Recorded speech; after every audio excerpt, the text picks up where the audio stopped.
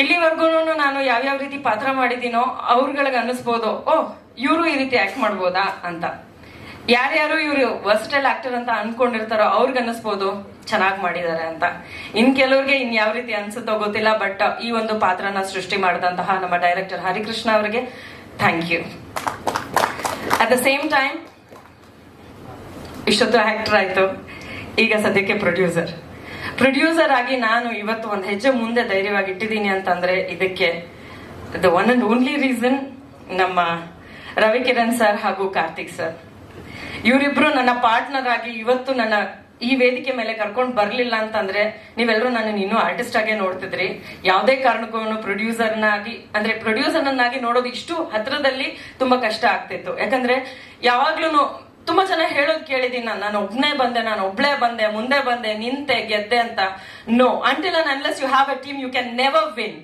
It is always like that. ಯಾವಾಗ್ಲೂ ಒಂದು team ನಮ್ಗೆ ಜೊತೆಯಾಗಿ ಒಬ್ರು ನಾನೊಂದ್ ಹೆಜ್ಜೆ ನೀನೊಂದ್ ಹೆಜ್ಜೆ ಅಂತ ಮುಂದೆ ಇಟ್ಟು ಜೊತೆ ನಡೆಸ್ದಾಗ್ಲೇನೆ ನಾವು ಒಂದು ತಂಡ ಆಗಿ ಆಗಿರ್ಬಹುದು, ಒಂದು ಪ್ರೊಡಕ್ಷನ್ ಹೌಸ್ ಆಗಿ ಆಗಿರ್ಬಹುದು, ಅಥವಾ ಒಬ್ಬ ಪ್ರೊಡ್ಯೂಸರ್ ಆಗಿ ಆಗಿರ್ಬಹುದು, ಮುಂದೆ ನಡೆಯೋದಿಕ್ಕೆ ಗೆಲ್ಲೋದಿಕ್ಕೆ ಸಾಧ್ಯ. ಸೊ ನನ್ನ ಟೀಮ್ ಇವತ್ತು ನಾವೆಲ್ಲರೂ ಒಂದೇ ಆಗಿ ನಿಂತಿದೀವಿ. ನನ್ನ ಪಾರ್ಟ್ನರ್ಸ್ ಆಗಿ ಕೈ ಜೋಡಿಸಿರೋಂಥವ್ರಾಗಿರ್ಬೋದು, ನನ್ನ ಟೆಕ್ನಿಷಿಯನ್ಸ್ ಆಗಿರ್ಬೋದು, ಅಥವಾ ನಾನು ಕರೆದು ಕೂಡ್ಲೇನೆ ಅಕ್ಕ ನಿಮ್ಗೋಸ್ಕರ ಒಂದು ವರ್ಕ್ ಮಾಡ್ತೀನಿ ಅಂತ ಹೇಳ್ದಂತ ಪ್ರತಿಯೊಬ್ರು ಆರ್ಟಿಸ್ಟ್ ಆಗಿರ್ಬೋದು.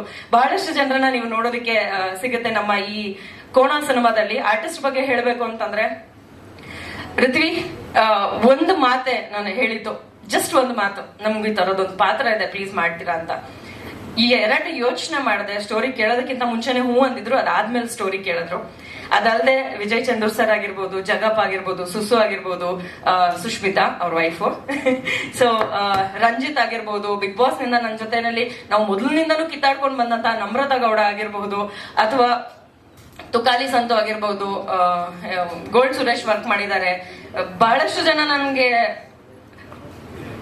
ವಿನಯ್ ಗೌಡ ಅವರಾಗಿರ್ಬೋದು, ತುಂಬಾ ಜನ ನಮ್ಮ ಜೊತೆ ಯಾರ್ಯಾರು ಅಂದ್ರೆ ನಮ್ಮ ಆರ್ಟಿಸ್ಟ್ ಅನ್ನ ನೋಡಿದ್ರೆ ನಿಮಗೆ ಗೊತ್ತಾಗಿರ್ಬಹುದು.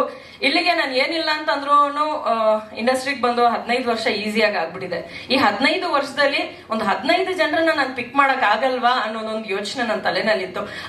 ಯಾರ್ಯಾರು ಆರ್ಟಿಸ್ಟ್ ಇದಾರಲ್ಲ ಎಕ್ಸೆಪ್ಟ್ ಒಬ್ರು ಇಬ್ರು ಅಂದ್ರೆ ರಘು ರಾಮನಕೊಪ್ಪ ಸರ್ ಆಗಿರ್ಬೋದು, ವಿಜಯ್ ಚಂದೂರ್ ಸರ್ ಜೊತೆ ವರ್ಕ್ ಮಾಡಿದೀನಿ.